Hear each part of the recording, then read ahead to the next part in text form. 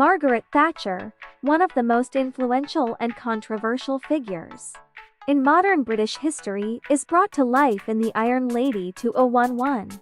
This biographical drama, directed by Phyllida Lloyd and starring the incomparable Meryl Streep, delves into the life and legacy of the United Kingdom's first female Prime Minister.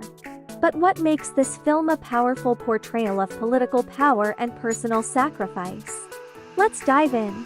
Margaret Thatcher's journey from a grocer's daughter to the Prime Minister of the United Kingdom is nothing short of extraordinary.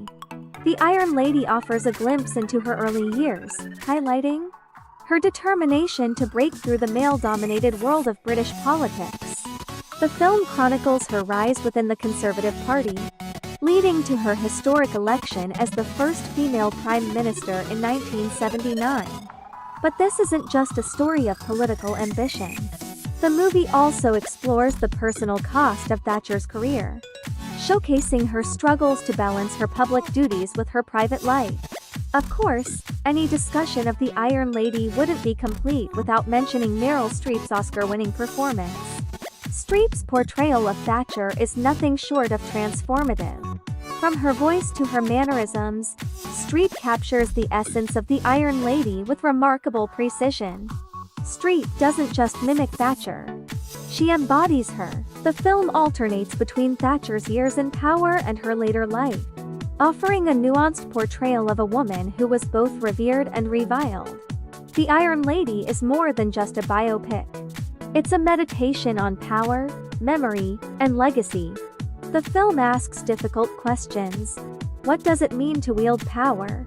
How does one reconcile public success with personal sacrifices? And as the years pass, how do we come to terms with the decisions we've made? The film also highlights the complexities of leadership. Thatcher's policies were polarizing, leading to both economic growth and widespread social unrest. The Iron Lady doesn't shy away from these controversies, presenting a balanced view of her impact on the UK and the world. An elderly Margaret Thatcher talks to the imagined presence of her recently deceased husband as she struggles to come to terms with his death, while scenes from her past life, from girlhood to British Prime Minister, intervene. Elderly and a virtual prisoner in her own home due to her concerned staff and daughter Carol. Margaret Thatcher, Britain's first woman Prime Minister, looks back on her life as she clears out her late husband Dennis's clothes for the Oxfam shop. Dennis is seen as being her rock as she first enters Parliament and then runs for the leadership of the Conservative Party, culminating in her eventual premiership. Now his ghost joins her to comment on her successes and failures, sometimes to her annoyance, generally to her comfort, until ultimately, as the clothes are sent to the charity shop, Dennis departs from Margaret's life forever. In 2008, against the backdrop of news of the Islamabad Marriott hotel bombing, an elderly Lady Thatcher, Meryl Streep, buys milk unrecognized by other customers and walks back from the shop alone. Over the course of 3 days, we see her struggle with dementia and with the lack of power that comes with old age.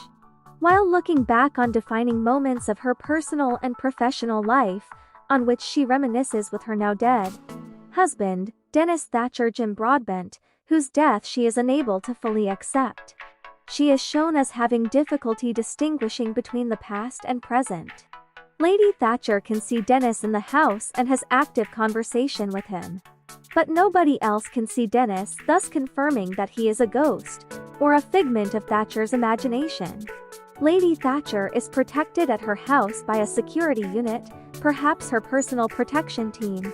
Back at the house, overheard snatches of conversation make it clear that the staff are dismayed that Thatcher had escaped their oversight to make this impromptu excursion into the real world outside without an escort, and thereby confirm that it wasn't a flight of fancy on her part.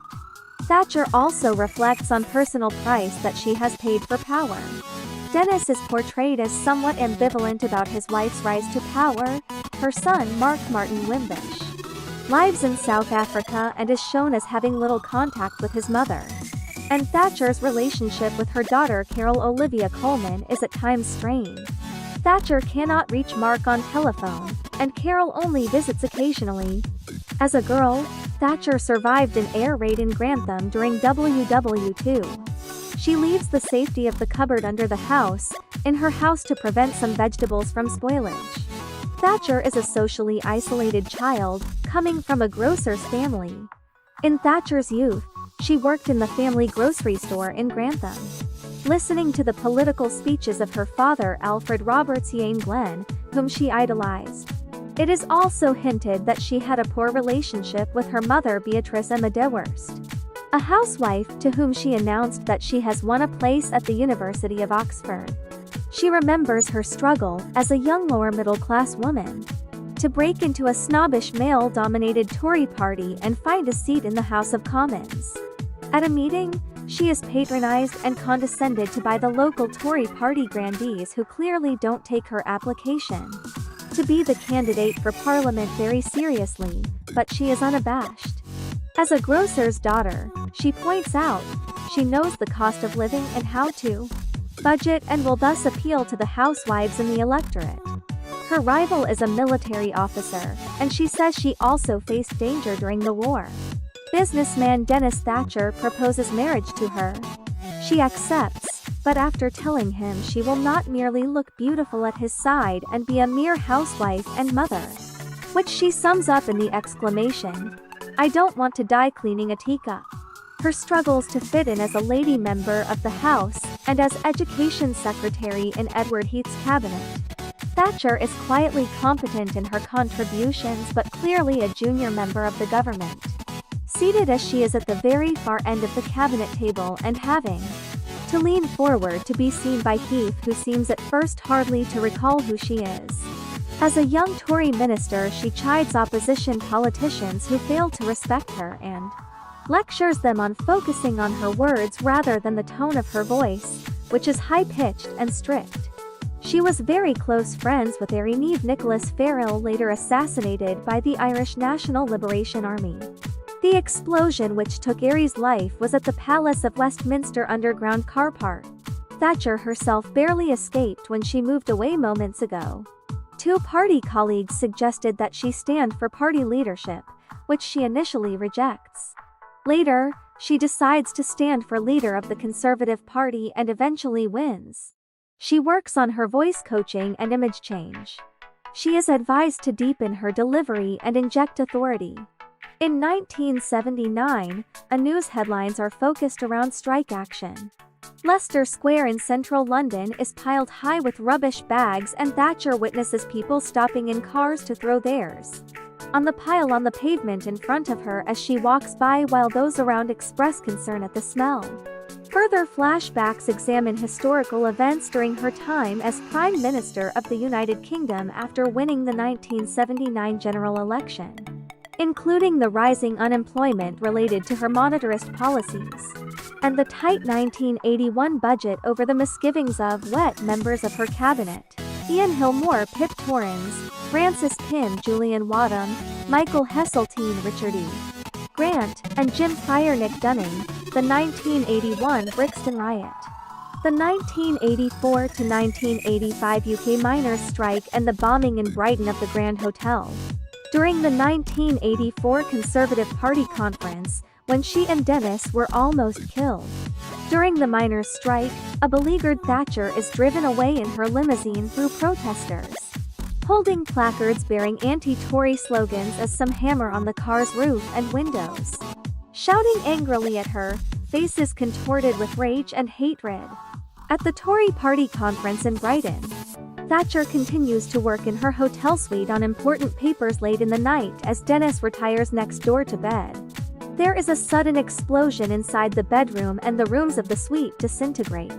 Thatcher is distraught and shouts for Dennis, who it seems must have died, but he soon reappears, unhurt and spirit unshaken. Ruined shoes in hand, he had been putting them outside the door to be cleaned and thus avoided the blast. Thatcher also made a decision to retake the Falkland Islands following the island's invasion by Argentina in 1982. Thatcher has summoned the military top brass, determined to take the islands.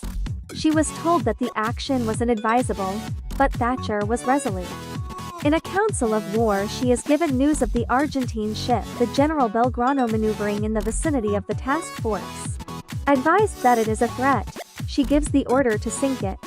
This leads to the sinking of the General Belgrano and Britain's subsequent victory in the Falklands War.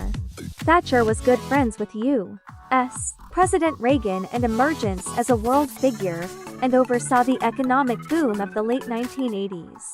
By 1990, Thatcher is shown as an imperious but aging figure, ranting aggressively at her cabinet. Refusing to accept that the community charged the poll tax is regarded as unjust, even while it is causing riots, and fiercely opposed to European integration. Her deputy Geoffrey Howe Anthony Head resigns after being humiliated by her in a cabinet meeting. Heseltine challenges her for the party leadership, and her loss of support from her cabinet colleagues leaves her little choice but to reluctantly resign as Prime Minister after 11 years in office. A teary-eyed Margaret exits 10 Downing Street for the last time as Prime Minister, with Dennis comforting her. She is shown as still disheartened about it almost 20 years later.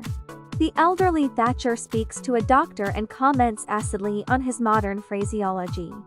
He asks her about symptoms of dementia, including hallucination. She is in vague discomfort as she says no, but her mental faculties seem acute enough. Thatcher is apparently now aware that she is imagining Dennis.